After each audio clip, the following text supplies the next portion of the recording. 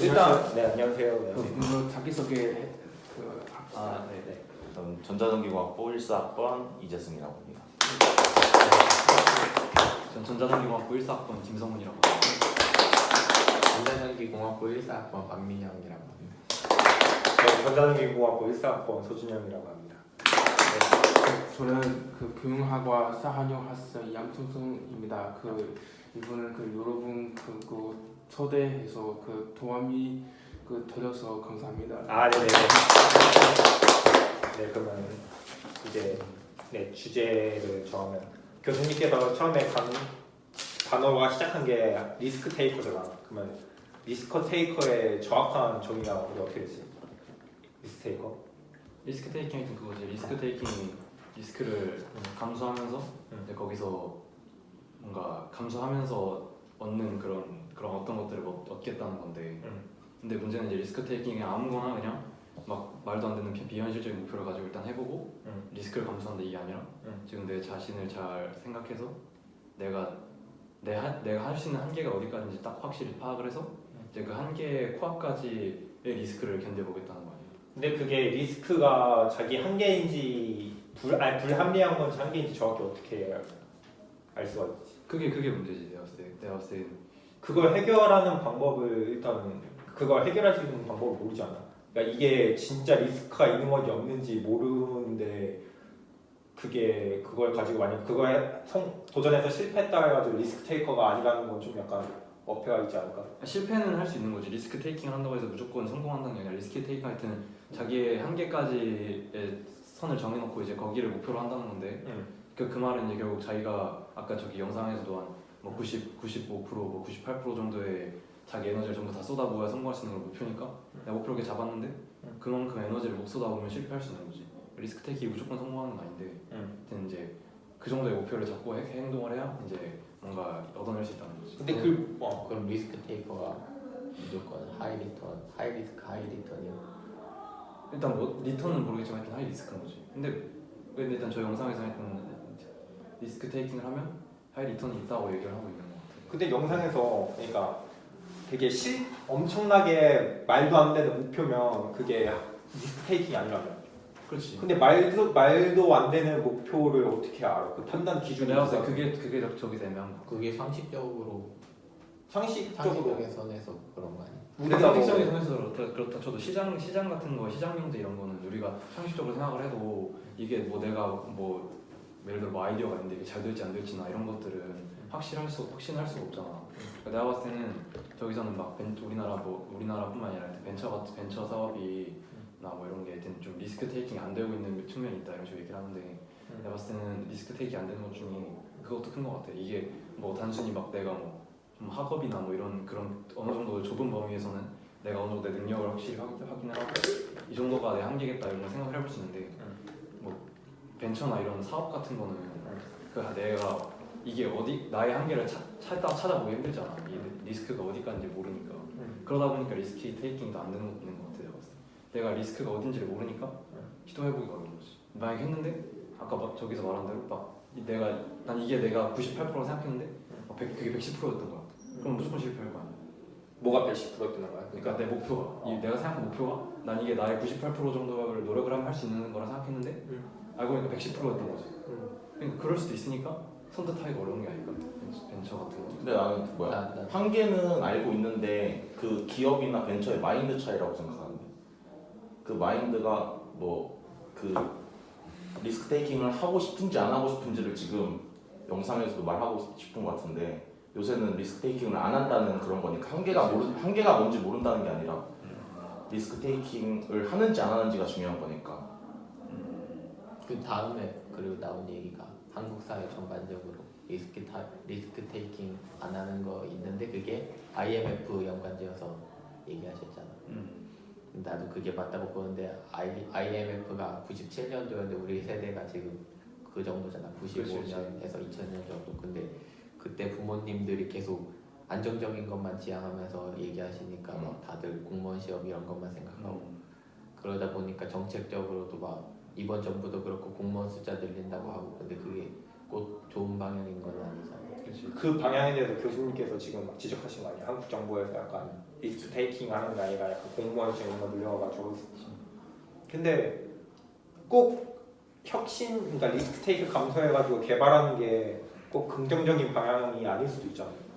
그러니까 기업의 입장에서는 약간은 이윤을 내야 되는 건데 그렇게 막대한 투자하다가 인풋이 그러니까 리턴이 없으면 다 망할 수가 있잖아. 근데 일단 저 영상에서는 근데 일단 전제 자체가 지금 이 상태로 지금 우리 경제나 뭐 하여튼 그런 것들이 이제 약간 안전을 추구하잖아. 근데 이제 안전을 추구하면은 이제 그런 도전적인 다른 경쟁자들에게 언젠간 따라잡힌다. 이게 일단 지금 전제니까. 그치. 뭐 일단은 리스크 테이킹을 하는 게 일단 좋다는 걸 전제를 일단 깔고 와야 될 것 같긴 해. 근데 좋은데 왜 안 하느냐 이런 쪽으로. 근데 리스크 테이킹에서 안 좋게 되는 기업들도 있지 않나? 내 생각 일단은 내가 리스크 테이킹을 하자마자 들어온 생각이 구글이거든. 네가 옛날에 그러잖아. 구글이 실제로 수입이 광고 수입 빼고는 다 투자를 해가지고 없다고. 근데 특허 이런 거 많이 사죠. 그러니까 근데 지금 전체적으로 봤을 때 구글이 이유는 없지 않나? 전체적인 그 매출에 많지. 그 안드로이드 마켓에서 인앱 결제하는 거 30% 수수료 다 다 가져가는데 떼가고 구글 엄청 깡패야. 그리고 광고도 엄청 많이 나오고. 그러면 그 구글이 리스크 테이킹에 좋은 예야? 아니면 그냥 관련이 없는 예가? 리스크 테이킹을 지금 안 하고 있다고 볼 수는 현재 없지만 와서는 그래도 그렇게 테이킹 많이 하는 편은 아니지 리스크 테이킹. 할 만한 것 같진 않아요. 그러니까 그냥 원래 돈이 많으니까 그치, 투자를 많이 해서 이것저것 공격적으로 다 투자해서 다 인수하고 그런 거. 리스크가 얘네는 그러니까 돈이 별로 없는데 투자를 막 하는 거는 리스크 테이킹이지만 얘는 애초에 그냥 얘네가 덩치가 너무 크니까 막 투자를 해도 충분한 거야. 얘네들은 이미 지갑이 너무 넉넉해. 막 사도 충분한 거야. 얘네. 그러니까 이거는 완전 리스크 테이킹을 할 수 없지. 그렇다고 막 아예 투자를 안 하는 건 아니니까 막 그렇다고 막 완전 정말 극한의 안전을 추구한다 이렇게 말할 수 없겠지만 그래도 리스크 테이킹을 한다고 하긴 좀 어렵지. 리스크 테이킹은 약간 자본이 없을 때 내가 리스크를 가져야 되는 거야. 구글은 좀 그렇게 큰 리스크가 없잖아. 얘네들이 지금 특허를 산다고 해서 막 그게 실패한다고 해서 다른 경쟁자한테 막 잡히는 것도 아니고 얘네들은 그냥 도전을 막 해도 그래도 우위를 가지고 있는 그런 위치니까 지금 그렇게 막 할 수 있는 거지. 테슬라는 뭐예요? 그러면? 테슬라가 리스크 테이킹이야? 나는 애플이 리스크 테이킹. 애플은 확실히 있어. 애플은 3.5파이 단자 없애고 노치 디자인 하고 되고 사람들 그런 게 함부로 리스크 엄청 테이킹. 갈리는데 결국에는 3.5파이 단자 없애면서 액세서리 판매량 1위가 258이랑 그 3.5파이 변환잭이라서 그걸로 수익 창출도 많이 되고. 그리고 반대로 리스크 테이킹을 안 해서 망한 사례는 모토로라 이런 게 있잖아. 모토로라 맞아. 망한 이유가 핸드폰이 너무 튼튼해서 망한 거 아닌가? 나 그렇게 알고 있는데 핸드폰이 그러니까 적당히 약간 오류 같은 거 나야 사람들이 2년마다 주기로 바꾸는데 뭐 그런 것도 없지 않아 있을 수도 있겠지만 근데 사실 모토로라가 망한 거는 처음에 스마트폰을 되게 빨리 개발했어 모토로라가. 근데 맞아. 근데 이제 얘네는 만들어 놓고 거기서 이제 더 혁신적인 걸 추구를 안 하고 거기서 계속 머물러 있으려고 하니까 이제 애플이나 뭐 다른 기업들한테 따라잡힌 거지. 그러다 보니까 이제 미천이가 드러나서 많이 벌었지.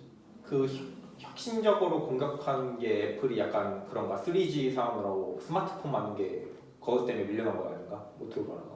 아니, 애플이 전반적으로 혁신을 많이 한 게 애초에 그 아이폰을 처음 내놨을 때도 광고 자체가 원래 그 옛날 스마트폰은 핸드폰에 키보드가 있었어. 스마트폰이랑 근데 커티 이렇게 잠깐 커티샷 많이 있었단 말이야. 이게 뭐야? 그러니까 핸드폰에 옛날 핸드폰은 블랙베리 그때 블랙베리랑 노키아가 이렇게 스마트폰 시장 잡고 있을 때 화면은 요만하게 작은데 이 아래 자판들 엄청 많고. 그래? 옛날 핸드폰은 그랬어. 나 몰랐는데. 근데 애플에서 이제 근데 그거를 우리는 그런 거 안 하고 다 없애버렸다. 우리는 터치만으로 다 칠 수 있다.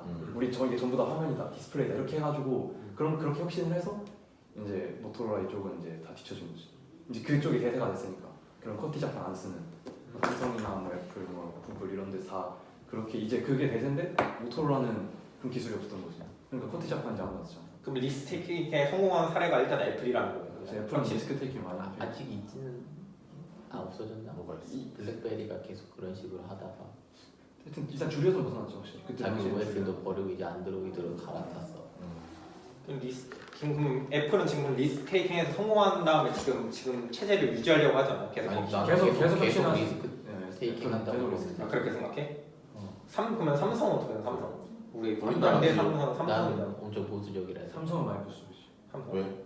삼성도 생각해보면 애플이 내자마자 옛날에 막 고학벌이나 갑자기 아몰레드 나오고 갑자기 이렇게 따라가려고 그러니까 교수님 얘기한 팔로워 입장 아닌가? 삼성이 혁신을 패스트 팔로우 패스트 팔로워 패스트 퍼스트 무버는 아니야. 그 애플은 나 어떤 사람 퍼스트 칼럼을 무버. 본 적이 있는데 애플은 딱 어느 정도까지 선을 정해 놓으면은 만약에 그거 디스플레이도 레티나 디스플레이라고 해서 326 ppi까지만 유지하고 그 다음에는 더 이상 해상도를 늘리지 않고 다른 거 디스플레이를 바꿔도 120Hz 이런 거나 막 트루톤이나 아니면 주변 조명에 따라서 색깔 바뀌는 거 이런 거 위주로 해서 더 높이려고 하지 않고 다른 방향으로 그런 식으로만 계속 발전시키는 거라서 다른 데에서는 그냥 그 스펙만 높이려고 할 때 새로운 스펙을 넣는 거지 애플은 그치. 그런 식으로 그러면서 자기네들 수익 창출 모델도 아니까 맥북 같은 경우에도 그 내부 부품들 보면은 자기네들 거에만 호환되게 하고 막 소리 어렵게 하고 막 그런 식으로 하고 애플이 약간 그런 게 있지. 막 자기만의 그런 걸 다 맞춰가지고 뭐 앱스토어라든지. 근데 애플은 그냥 자기만의 걸 하는 건데 삼성은 좀 사용자의 편의를 위해서 그걸 개선을 안 하는 거 아니에요?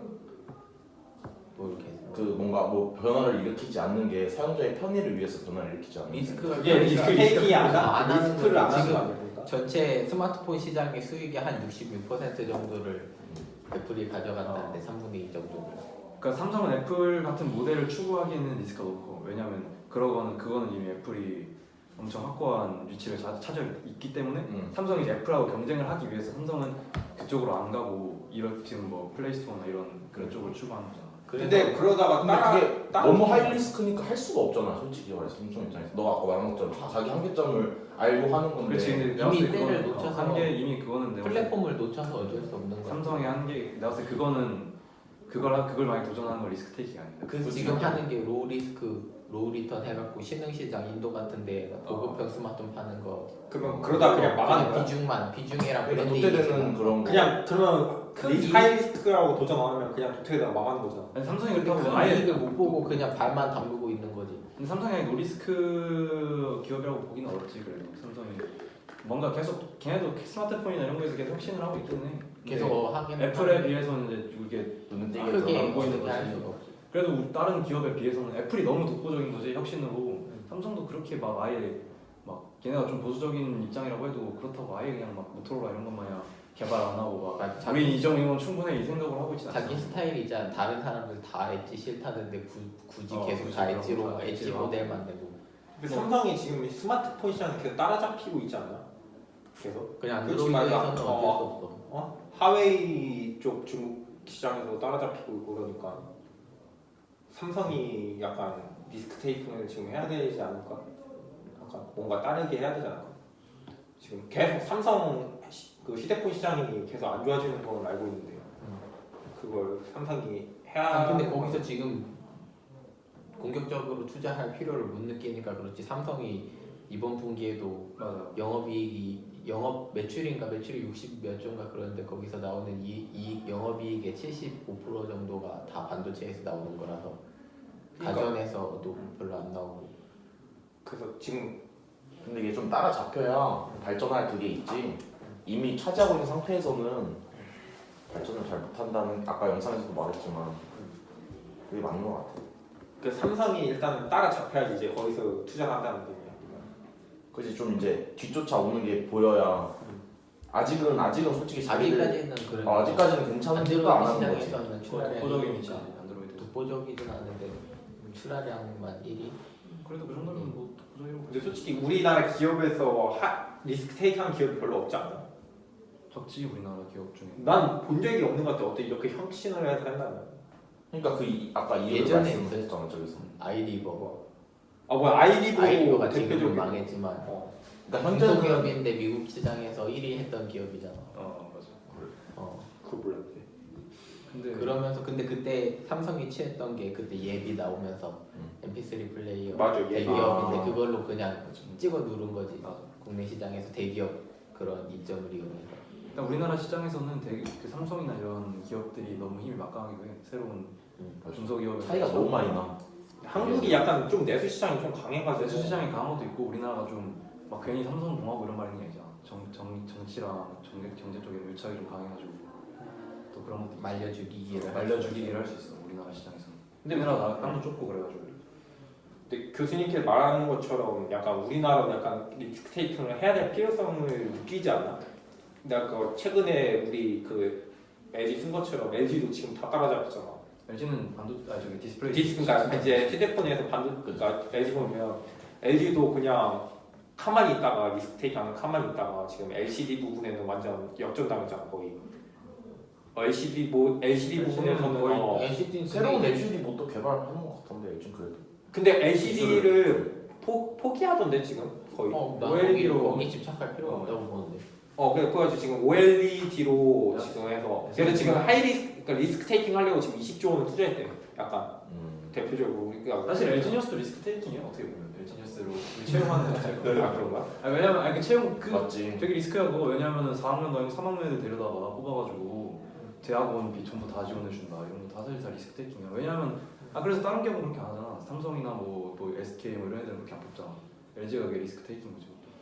사실 손해 보기가 저게 손해 보면 되게 많이 손해 볼 수 있는 장사지 또 어떻게 보면. 그럼 리스크 테이킹을 좀 교수님께서 긍정적으로 보셨는데 약간 리스크 테이킹을 하지 않고 그냥 그 분야에서 발 빼는 것도 어떻게 보면 이득일 수도 있잖아. 그것도 어떻게 보면 리스크 테이킹이지. 그것도 리스크 테이킹. 왜냐면 내가 지금 잡고 있는 이미 시장을 수익이 나고 내가 있는데 놓겠다는 건데 그것도 리스크 테이킹이지. 어떻게 보면. 내가 그 여기서 잡고 있는 이익을 포기하고 다른 데 눈을 돌리겠다는 거는 직원들 잘 자를 거야. 그 분야에서 일하고 있는. 엄청 완전 잘라야지. 기업 입장에서 엄청 리스크지. 기업 입장에서 엄청 리스크. 기업은 절대 못하지 그렇게. 근데 그 판단을 잘해야 되는 거 아니야? 기업 입장에서 해야 되는 건? 그렇지. 그 리스크 테이킹 어떻게 이걸 끌고 갈 것인가 아니면 이거 할 것인가? 그렇지. 당연하겠지. 리스크 테이킹 좀 어렵네. 또 뭐? 그 리스크 테이킹에서 하나 더 생각한 건데 일본은 좀 그런 걸 안 한다고 하잖아. 근데 일본 자체는 내수 시장이 좀 큰 편이라서 굳이 나는 그렇게 안 해도 된다고 보거든. 일본은 좀 해외 수출하는 것보다 자기네들 그것만 해도 충분히 이익이 되니까 거기가 좀 소극적으로 해도 문제 없을 것 같은데 우리나라는 내수 시장이 너무 작아서 그게 더 필요하다고 생각해. 뭐가 리스크 테이킹. 아 그래? 거의 수출 우리나라 뭐 자원도 없으니까 수출하는 거는 먹고 살아야 되는데. 그럼 우리나라에서 그러면 리스크 테이크 할 수 있게 지원을 많이 해준다고 보는 게 정부나 이런 데. 근데 이거는 지금 저기서도 말한 것처럼 저거는 근데 지원을 받는 거는 리스크 테이킹이 아니라는 거지. 왜냐하면 아까 말한 대로 리스크 테이킹은 개인이 리스크를 짊어져야 되는데 우리나라가 지금 하는 벤처기업 막 이런 밀어주고 막 이런 신생기업 막 밀어주고 이런 거는 회사의 그 정부에서 그 리스크를 대신 짊어져 주니까 사실상 리스크 테이킹이 아니라는 거지. 저기서 저 교수님이 하시는 거. 근데 그렇게 정부에서 지원 안 해주면 지금 그 신생기업이 발판 디딜 곳이 없어서 지금 정부가 계속 지원해 주는 거 아니야? 약간 너무 강해가지고 위에 대기업들이. 그래서 우리나라 지금 시장이 대기업 중심이잖아. 근데 리스크 테이킹을 하는 이런 사람들 신생아들은 약간 중소기업이니까. 정확히 말하면 근데 우리나라 그렇다고 막 정부가 막 뭐 신생기업 막 이런 뭐 거기 상품 같은 걸 막 팔아 뭐 일부러 뭐 더 사야 되고 막 이렇게 막 법을 만들어주는 거 아니고 그 리스크를 대신 짊어져 주는 거지. 아니 그렇게 안 하고 그러니까 정부는 경제적 지원만 하고 그러니까 알아서 성장하라는 거지. 오히려 정부가 그렇게 하면 안 되지. 그러니까 그건 내가 지금 그게 그 현재는 내용 나왔던 거 아니야? 동영상에. 근데 경제적 지원을 그러니까 경제적 지원만 했는데 제도적으로 안 돼 있으면 그 신생 기업들이 못 쓰는 거 아니야? 제도적으로 해주면 안 되지. 그건 그렇지, 알아서 신생기업이 그러니까 그 제도적인 헤쳐나가는 경제적으로 거지. 주는 아니 거지. 제도를 풀어야 하는 것도 있긴 있어. 풀어야지 그래도 해야 돼. 삼성도 갤럭시 S5쯤 나올 때 거기 막 생체 뭐 이런 거 해갖고 의료기기 등록해야 되나 그래갖고 그거 법으로 바로 바뀌었잖아. 좋긴 하지. 근데 그걸 안 해주면 만약에 그 대기업끼리 단합하는 경우 있잖아. 그러면 어떡할 건데 신생 기업들이?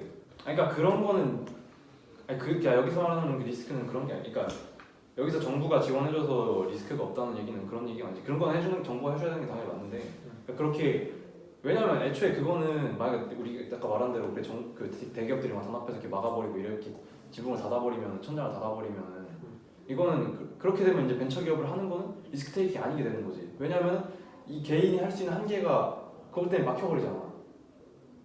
뭐 아까 말한 대로 리스크 테이킹은 개인이 할 수 있는 한계가 있을 때 거기까지 리스크 테이킹을 해야 되는데 지금 아까 말한 대로 이렇게 기업들이 막 연합해서 막아버리고 막 말려주기고 이런 거는 이제 그 한계를 이렇게 내쳐버리는 거잖아. 기업들이 연합해서. 그렇지. 그러니까 그런 거는 당연히 이제 열어주는 게 맞는데 하여튼 저기서 이제 교수님이 말하신 거는 이제 우리가 지금 벤처 살리기 뭐 이런 거는 지원금 이런 걸 많이 주니까 실패했을 때 경제적인 그런 손해가 아무래도 적어지니까 리스크 테이킹 아니 그건 진정한 리스크 테이킹 아니다 이렇게 하면 안 된다 이렇게 얘기하신 거잖아. 내가 봤을 때 근데 약간 그렇게 지원 안 하면 사람들이 더 두려워가지고 안 하는 경우가 그러니까 내가 봤을 때 있지 않아? 그거를 해결을 하려면은 그러니까 경제적인 지원을 해주면 안 된다고 했을 때 그럼 어떻게 해야 사람들이 벤처를 할까 위험을 부담을 감수를 할까 이렇게 생각하면은 내가 봤을 때 두 가지가 없어. 왜냐면은 하나는 이제 실패에 대한 두려움 같은 거를 어떻게 좀 없애주는 거지 정부 입장에서. 약간 교육적으로 그렇지 해주는 거야. 약간 마인드적인 그런 걸 한다는 거야. 그래서 약간 지금 약간 벤처기업 육성해가지고 막 강의하고 이런 그런 걸 약간 얘기하는 그런 거지. 돈 같은 걸 지원해주는 게 아니라 사람들의 마인드를 바꿔야 된다는 거지. 그리고 아니면은 막 벤처기업에서 잘 된 사례 이런 거를 막 엄청 홍보를 많이 해가지고 막 씨 나도 대박 쳐볼 수 있겠다. 그건 약장사 아니야? 아까 그런 식으로 약장사인데 그거? 그런 식으로 하다 했던.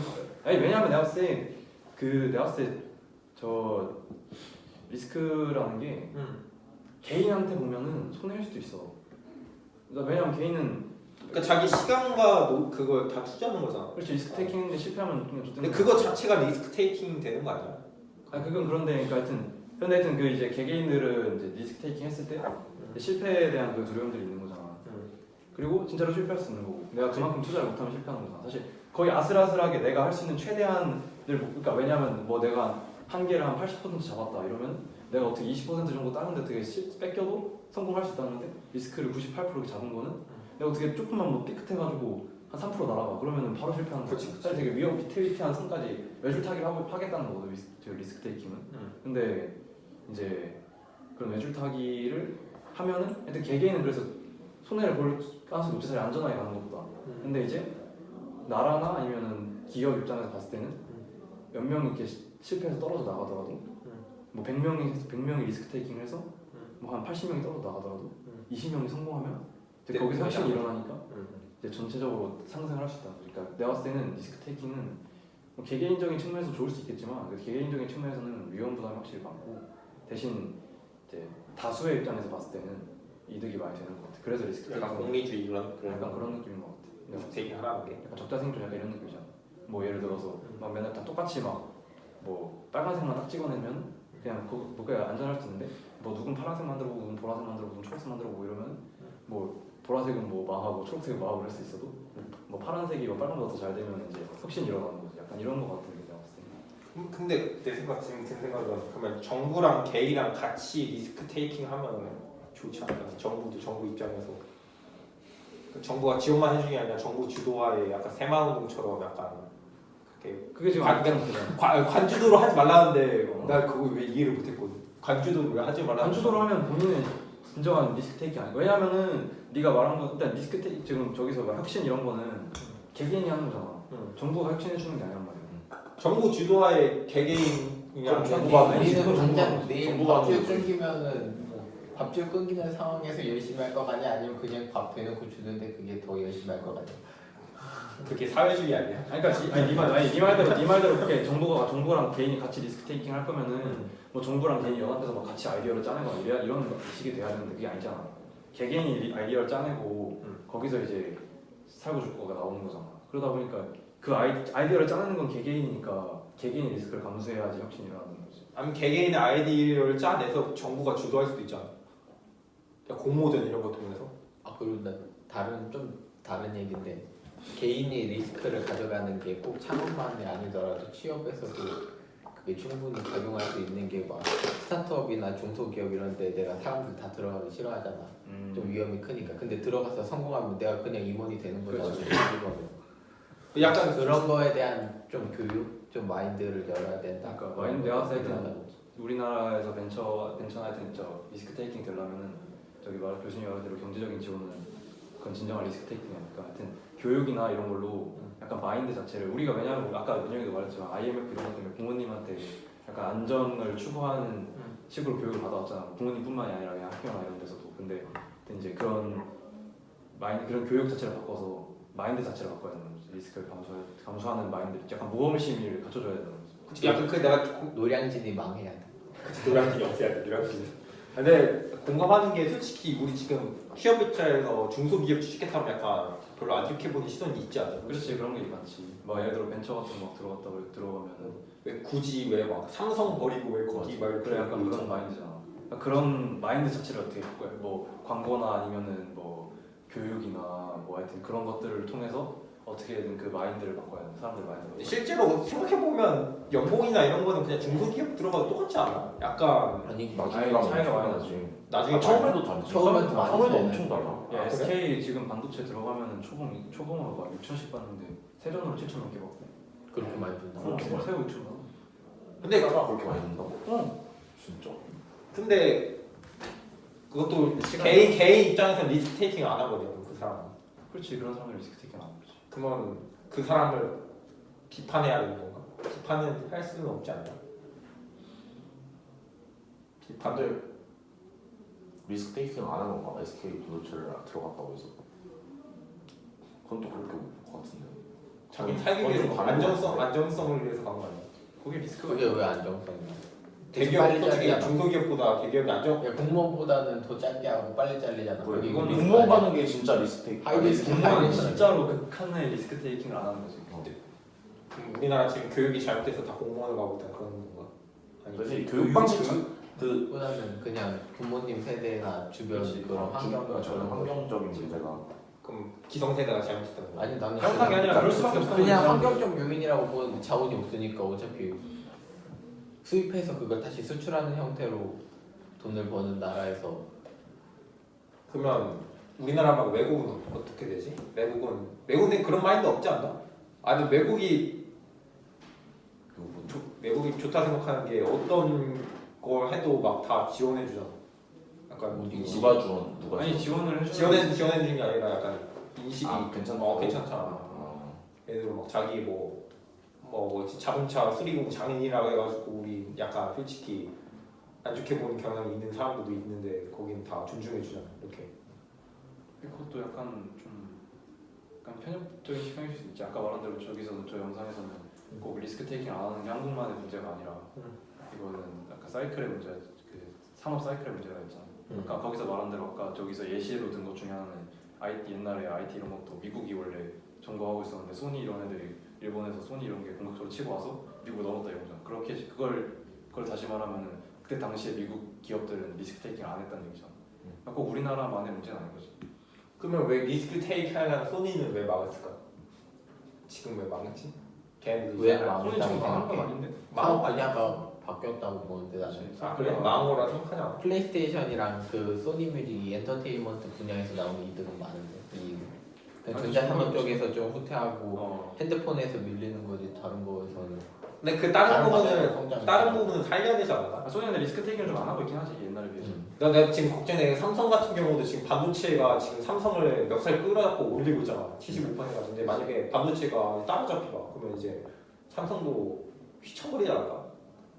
지금 그건 그렇긴 한데. 예를 들어 지금 대표적인 예로 우리 학교 지원인 두산 막 중공업이 지금 흥하지 않잖아 생각보다. 중공업. 그러니까 약간 두산이 지금 가라앉고 있잖아. 그러니까 우려되는 목소리도 나오고 있잖아. 야 근데 솔직히 두산 뭐 하고 있는지 잘 모르겠네.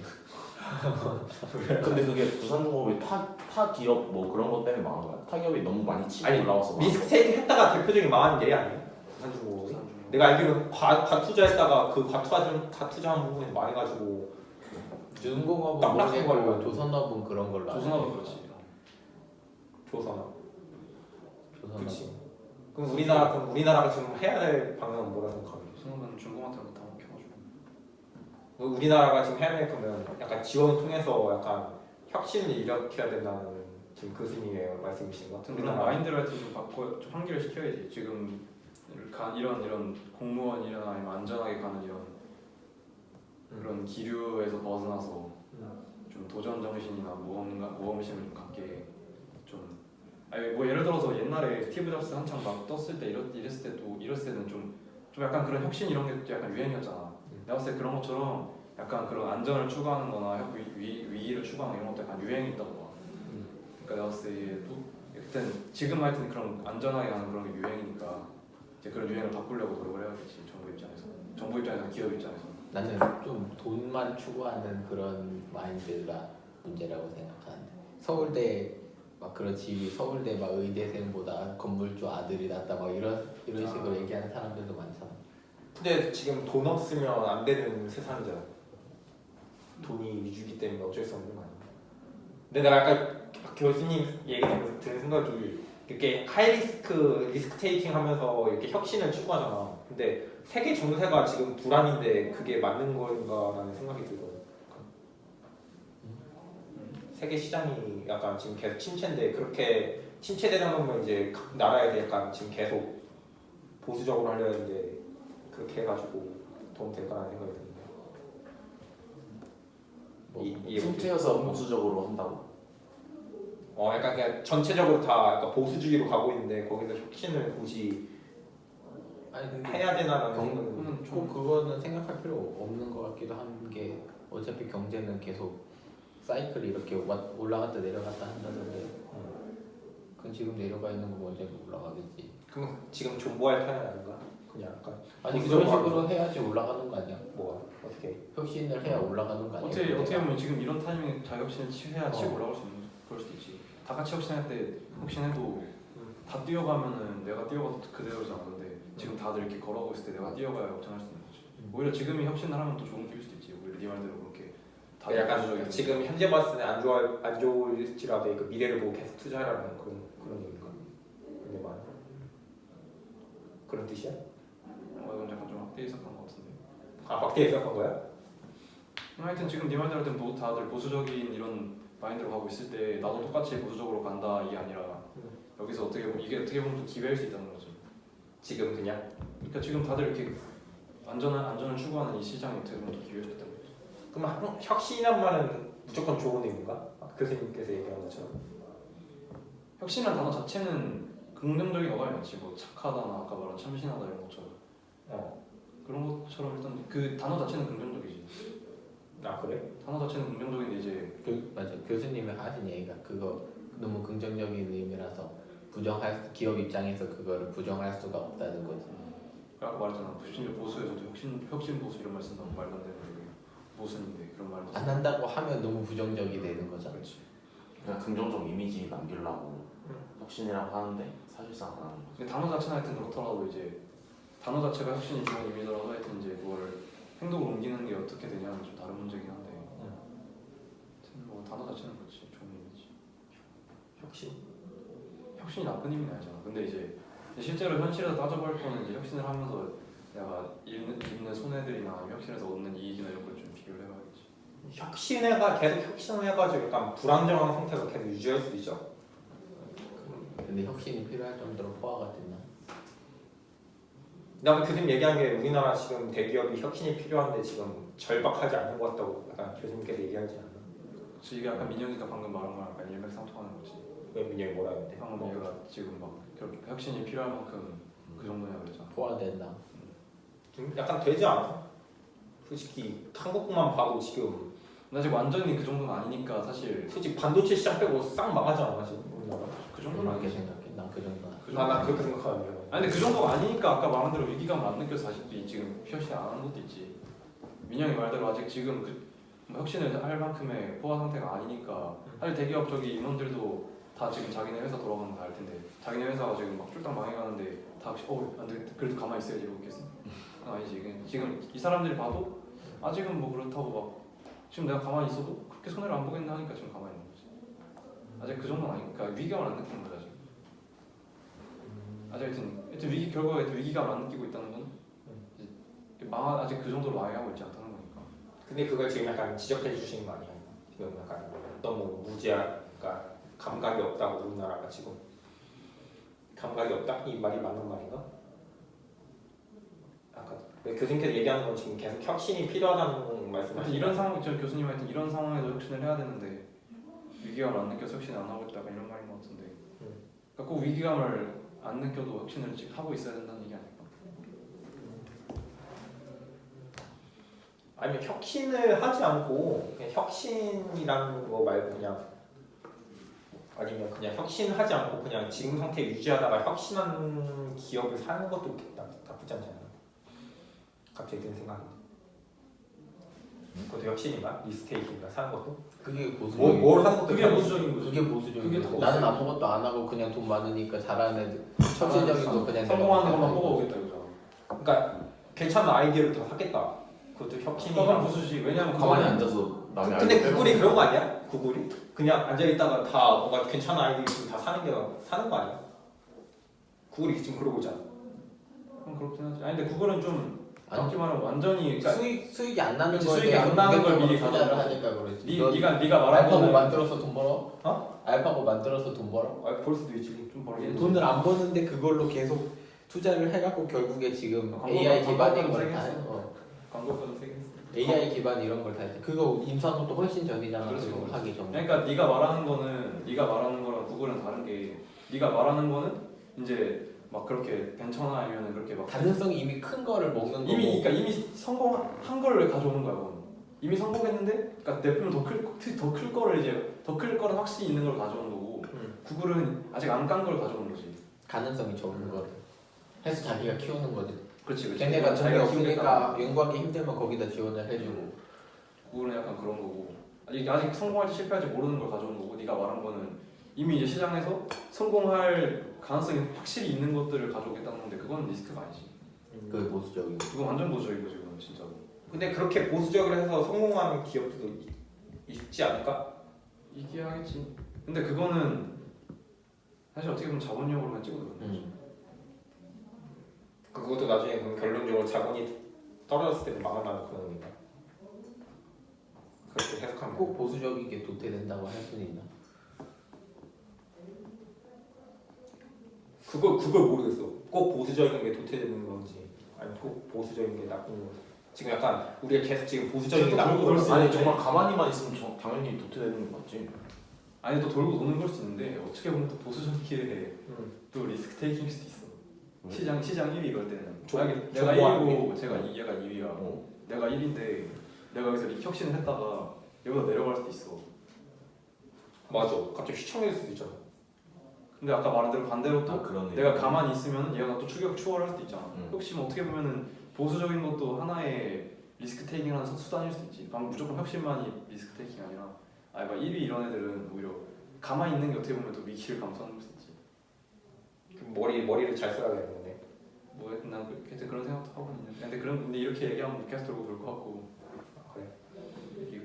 내가 봤을 때 기업이 혁신을 안 하고 있는 게 아니라 내부적으로 하고 있는 것 같은데. 그러니까 뭔가 기술을 만들어도 바로 내놓지 않고 좀 숨겨놓고. 근데 그런 게 많지. 그런 게 많대 엄청 생각보다. 그러니까 그걸 조금씩 푸는 거지. 쫙 쫓아올 때마다 뭐 하나 새로운 것도 없고.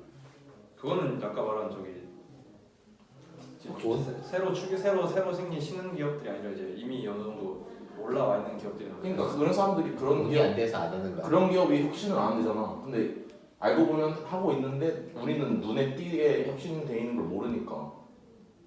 단순히 기술 개발이 혁신이라고 하기는 어렵지. 그냥 내가 이미 있는 기술을 계속 개발하는 게 새로운 기술 개발하는 게 혁신 아니야? 혁신이지. 혁신 아니야? OLED 만든 것도 다 혁신이고 그러면. 아니 뭐 예를 들어서 만약에 내가 1시간 가는 배터리가 있는데 내가 연구를 개발해서 2시간 가는 배터리를 만들었어. 그거는 그걸 말하는 게 아니라 새로운 기술을 개발하는 새로운 거지. 기술. 발전한다 기술 발전하는 게 아니라 뭔가 숨겨놓는 비장의 무기 같은 게 다들 있을 것 같다는 거지. 그건 약간 혁신이라기보다 약간 전략 아닐까 그러면? 그러니까 내부적으로 자체적으로 혁신을 하고 있다는 거죠. 눈에는 안 띄지만 투자를 우리 눈에는 안 띄지만. 그러니까 우리 눈에는 안 띄지만 기업 자체적으로 혁신을 조금씩 하고 있는데 약간 그 정도만 다를 뿐이다. 그게 근데 이걸 따라 잡힐 때쯤 또 뭘 하고 이런 식으로 뭔가. 근데 약간 혁신의 크기에 따라서 이제 기업이 망하고 흥하고 그게 결정된다는 의미야. 그럼 이 말은? 혁신이 되고 있어. 그렇게 가. 그러니까 혁신의 크기. 혁신은 너무 빨리 하면 돈을 많이 못 벌어. 그래 조금씩 조금씩 해서 많이 팔아야 돼. 그래야 돈을 벌 수 있어. 왜냐면은 한 번에 모든 기능 다 있어. 그럼 그거 사면 그거 다음에 어떻게 팔 거야? 어. 그것보다 더 훨씬 뛰어난 거 만들어야 되는데 그럼 거기 투자를 많이 해야 되는데. 노트 8 만들고 업그레이드 한 3개월 있다 하면은 노트 9 만들고 그래. 그럼 8 누가 아, 사? 그러니까 계속 그렇게 하면 하고. 그래서 성남 욕먹잖아. 그래서 업그레이드하는 거랑 노트 숫자만 8하고 바꿔가면서 업그레이드하는 거랑 다 핸드폰 그렇지. 원래 있는 기술인데 조금씩 더해가지고 새로 개발한 게 아니야. 그건 원래 옛날에 있었던 걸 거야. 그렇지. 이미 보통 판매할 때까지 그래도 한 1년 정도 있는 1년 2년 정도 걸리는 것 같아. 이미 다 만들어 놓고 팔 때까지. 왜냐면 그냥 바로 팔아버리면 내가 기존에 내놨던 게 다 묻혀버리는 게 그거 같아. 팀키라는 거잖아. 그거. 미래의 수익을 뺏어 먹는 거지. 그렇지. 미래. 내가 스스로 내 가능성을 깎아먹는 거. 그거 약간 전략이네. 전략이라 생각하면 되는 거지. 기업 전략. 그지? 일단은 뭐 혁신을 안 하는 기업은 약간 안 좋게 보는 건 다 동의하는 건가?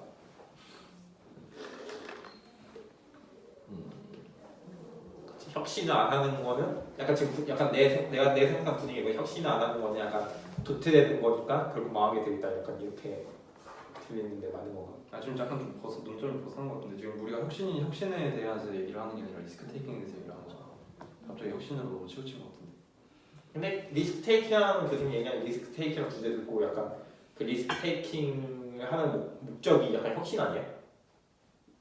리스크 테이킹에서 좋게 되면 혁신이 돼. 그렇지. 안 좋게 되면 근데 혁신을 하는 그러니까 리스크 테이킹에서 좋은 기업가 혁신이잖아 지금. 그렇지. 그러니까 혁신을 하는 기업은 좋은 기업이야 당연히. 지금 네 말을 완전 내가 봤을 때 논점을 잘못했어. 리스크 테이킹을 하는 기업이 좋은 기업이 안 좋은 기업이라 생각해야지. 혁신은 리스크 테이킹의 성공 사례잖아. 성공 사례인데 당연히 좋겠지. 그러니까 실패하든 성공하든 리스크 테이킹을 하는 기업이 좋은 기업이냐 이런 식으로 봐야지. 혁신을 하는 기업이 좋은 기업이냐 이거는 당연히 좋은 기업이겠지. 리스크 테이킹을 성공하는 기업들이니까 그것들. 그러면 결론적으로 리스크 테이킹 하는 기업은 좋은 기업 아니야? 아니지. 모르잖아. 혁신할지 안 할지 모르잖아. 혁신하는 기업은 좋은 기업인데 리스크 테이킹하는 기업은 모르지. 근데 해야지 혁신이 일어나니까 근데 이제 하라는 거지. 그 회사 자체 입장에 회사 자체는 아니면 리스크 테이킹하는 개인이면 그 개인 입장에서는 리스크 테이킹이 무조건 좋은 거다라고 말할 수는 없겠지만 이제 다 큰 좀 멀리서 보면은 결과적으로 좋게 되는 거지. 누군가 실패하더라도 누군가 성공하면 그 사람 우리의 전체적인 수준이 하나씩 올라가니까. 약간 그럼 지금 계속 큰 관점으로 보는 거는 개개인 관점으로. 그렇지. 저 교수님은 약간 그런 마인드를 보는 것 같은데. 그래서 우리나라 발전하려면 이렇게 전체적인 우리나라나 관점으로. 아니면 어떤 기업이나 하여튼 발전을 하기 위해서는 누군가는 그러니까 다들 리스크 테이킹을 해서 누군가는 실패하고 누군가 성공하더라도 아까 말했던 벤처라는 뜻 자체가 뭐 많이 죽고 많이 사는 거 많이 맞아. 죽고 많이 사는 거라는 그러니까 벤처 같은 걸 막 뭐 많이 해야 된다 이런 거에서도 근데 결국 어떻게 보면 누군가한테 많이 죽어야 된다는 걸 탐축하고 있는 거지. 리스크 테이킹 한다는 것 자체가 하여튼 결국 내가 봤을 때 저 교수님이 하시는 말할 때 그런 부분이 내포돼 있기 때문에 결국 어떻게 보면은 결국 누군가한테 많이 죽어줘야 된다는 말이기도 한 것 같아. 리스크 테이킹 하는 게. 그러니까 개개인 입장에서 보시는 관점이 아닌 것 같아. 다수의 입장에서 보는 거지.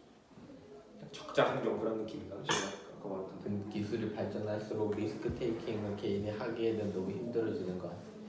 그렇지. 이제는 대학 나오는 것도 부족하고 대학원까지 나와서 박사까지 했는데 망하면 어떻게 자기 인생이 다 날아가는 거잖아. 근데 그게 점점 더 어려워질 거 아니야. 기술이 발전할수록 사람이 태어나면서 막 지식을 가진 상태로 태어나는 게 아니고 다시 다 처음부터 배워야 되는데 발전하면 발전할수록 배워야 하는 양이 더 많아지잖아. 그렇지. 그럴수록 더 그것도 사람들의 뭐 생각이 기술에서 보수적으로 되잖아. 기술적인 거. 솔직히 지금 시대에 뭐 있는 거 다 나와 있는 거 같은데 거기서 내가 뭐 새로 하라고 하면 맞아. 그거 어떻게 하겠어? 기술 개발을 위해 필요한 노력이 점점 늘어나니까 시간이 가면 갈수록. 그러면 그걸 이제 해결할 그 위험 부담을 해결할 수 있게 약간 도움을 줘야 되는 거 아닌가? 정부가. 그걸 어떻게 갑자기 또 정부가 이렇게 도움을 또 정부로 돌아가. 맞아. 아까 말한 대로 정부는 돈 같은 걸 지원해주면 안 된대. 돈이나 아니면 정부랑은 전혀 상관없는 거지. 사회 그리고 발전에 의해서 그럼 뭐 사람 태어날 때부터 막 아니 근데 네가 근데 지금 점점 거야. 힘들어질 것 같다며. 개인이 그걸 어떻게 개인이. 근데 개인이 그걸 도와줄 수 있잖아. 어떻게 해서. 그거 어떻게 도와줘?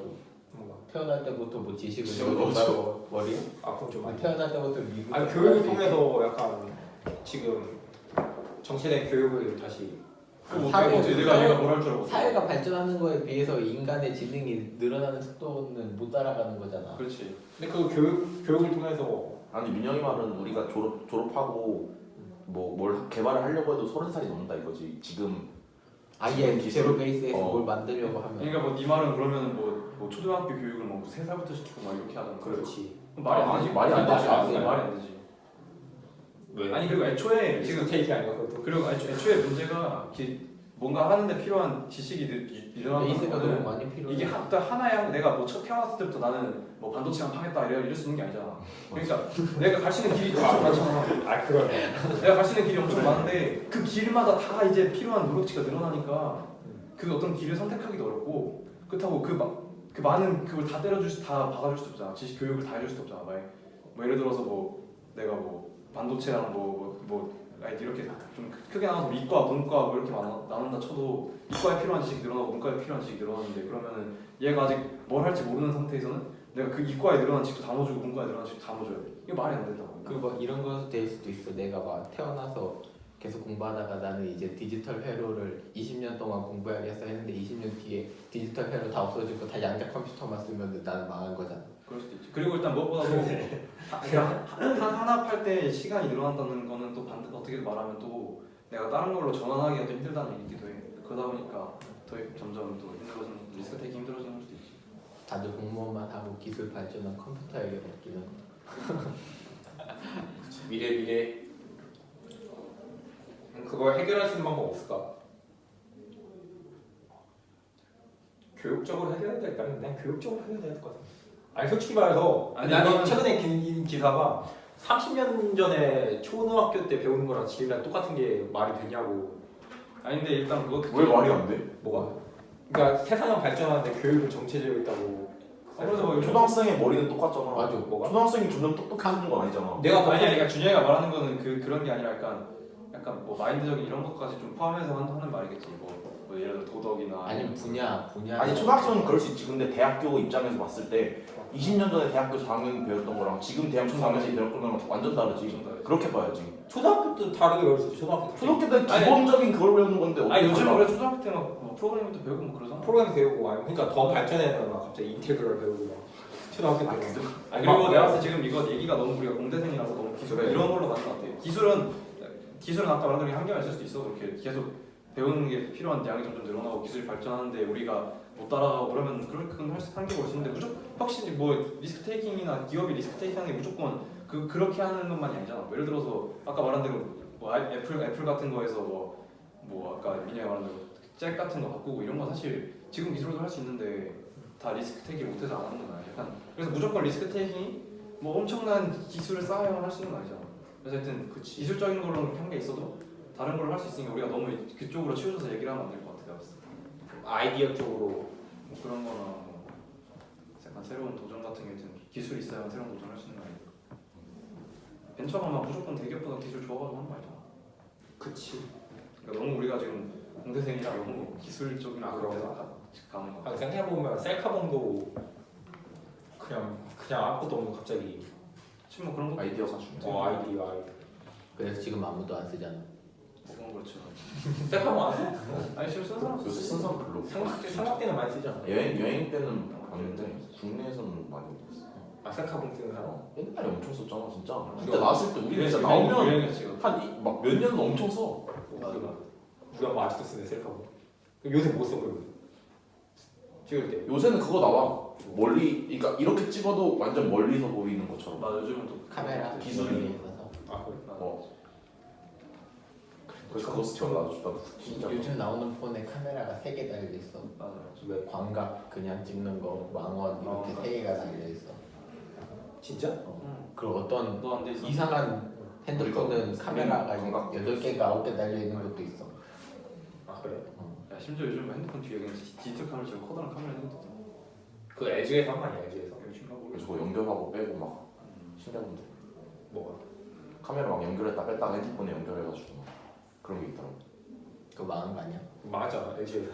아니 근데 저도 LG나 LG가 근데 맞아. 그것도 하여튼 그런 것도 리스크 테이킹이지. 그래. 그것도 막 그런 극한의 기술이 필요한 건 아닌데 리스크 테이킹. 뺐다가 망한 사례지. 하이리스크. 그것도 실패한 사례지. 실패한 사례긴 하지. LG가 리스크 테이킹은 많이 하는데 약간 수익이 없지. 아니 리스크 테이킹을 하는데 거기에 대한 그걸 계속 가져가야 되는데 자꾸 바꾸니까 기존 사람들까지 잃지.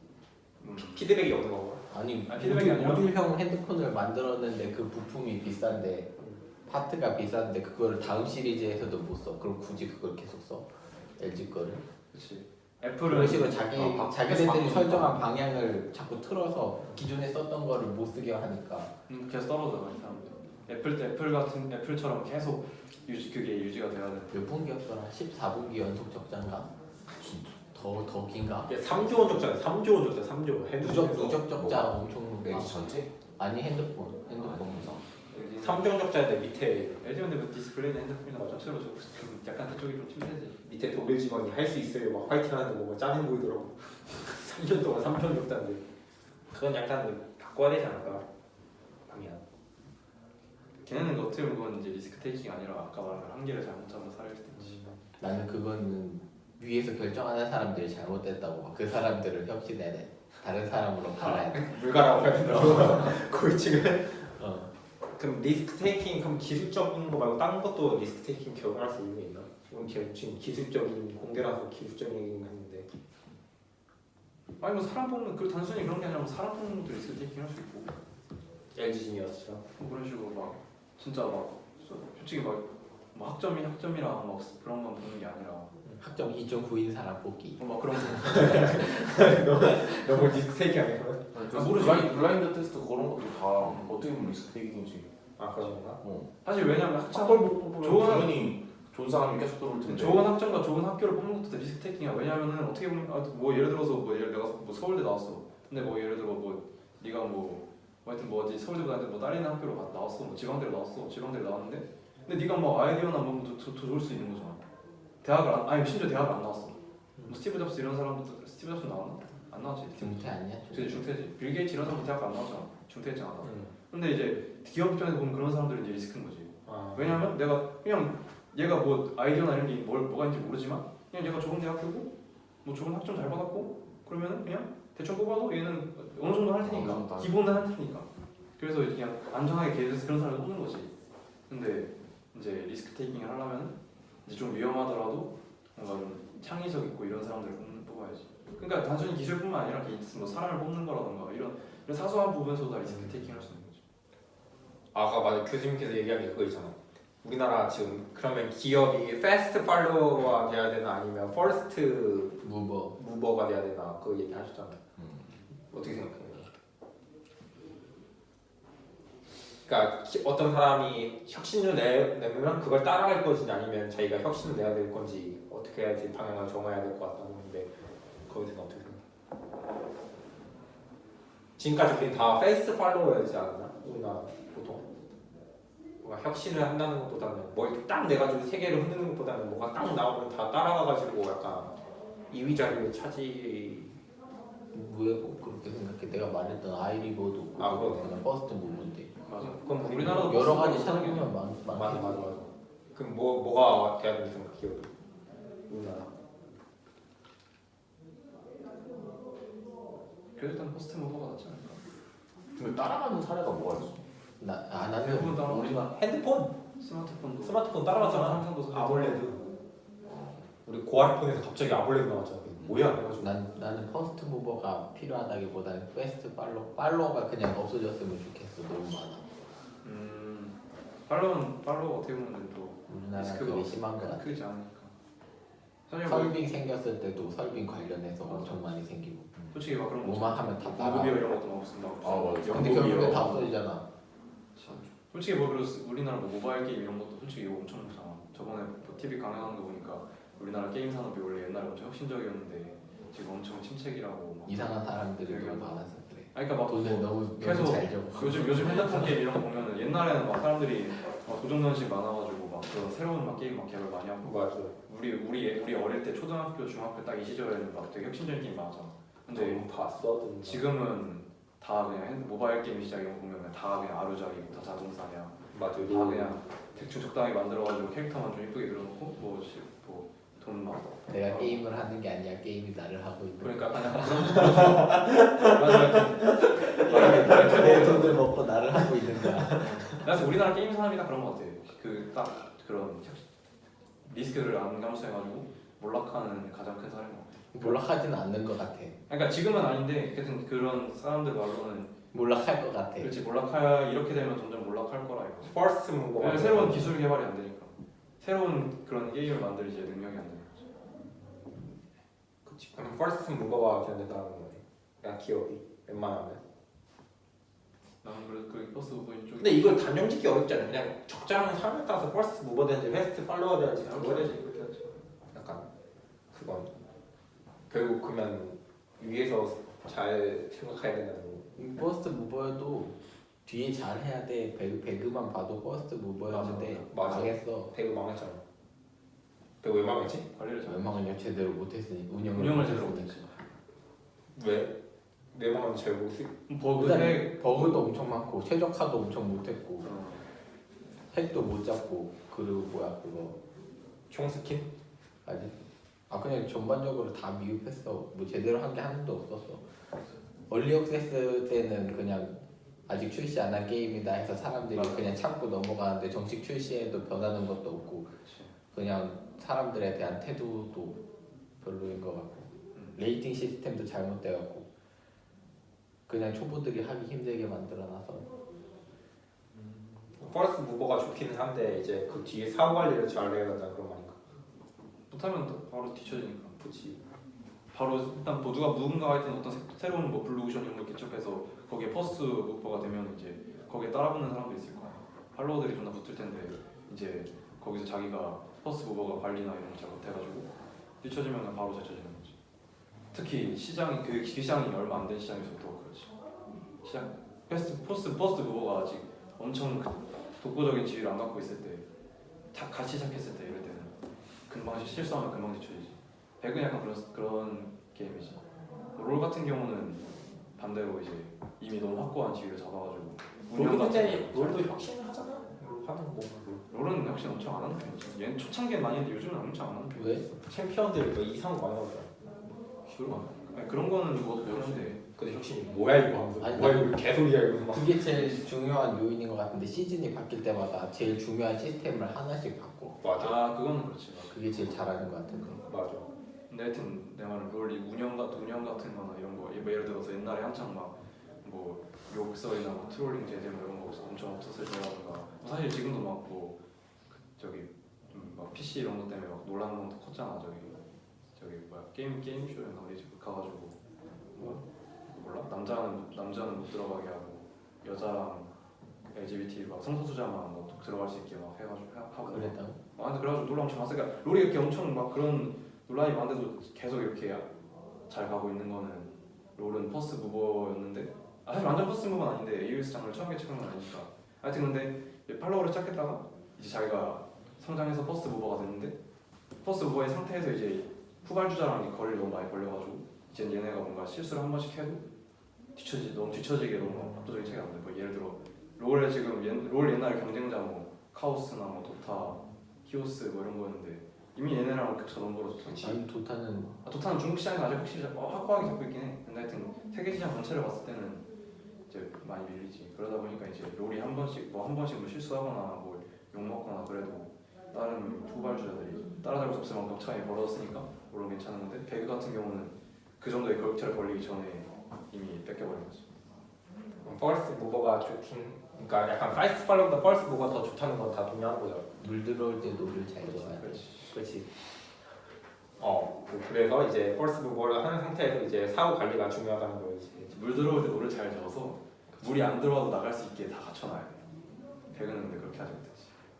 괜찮네. 적절한 말이네. 물 들어올 때 너무 잘 들어야 된다. 그래서 어떻게까지 대놔야 되는데 못하는 거지. 사람들이 많네. 뭐 얘기하다 보니까 신기하네. 그냥 리스크하게 얘기할 여지가 없지. 뭔가 리스크를 경험한다는 게 장단이 뚜렷하다는 리스크를 경험하는 거지. 근데 어려워. 그냥 상황 판단이 그냥 중요한 거네. 그게 중요하다 볼 수 있네. 그 상황에서 뭐 어떻게 해야 되는 건지. 그렇지? 시기가 중요한 시기가. 그러니까 준비를 해놔야겠네. 뭔가 그냥 다 운이 안 운. 어떻게 보면. 맞죠? 인생은 운이지. 들어왔을 때 잡아야 되는 거니까. 부동산 시장도 그래. 맞죠. 제일 큰 운이다. 맞아. 부동산 시장. 그 우리나라 그것도 그렇잖아. 1기 신도시는 좀 잘 됐는데 아 2기 신도시는 안 좋은데 또 이제 3기 신도시를 발표했나 그러잖아. 2기 신도시 막 제2동탄 같은 경우에는 공실도 많고 자기가 사는 곳이 잘하는 거. 그냥 뉴스에 많이 나오니까. 다 잘 캐치하지. 비트코인도 똑같고. 비트코인 투자할 거야. 이 시간 되네. 네.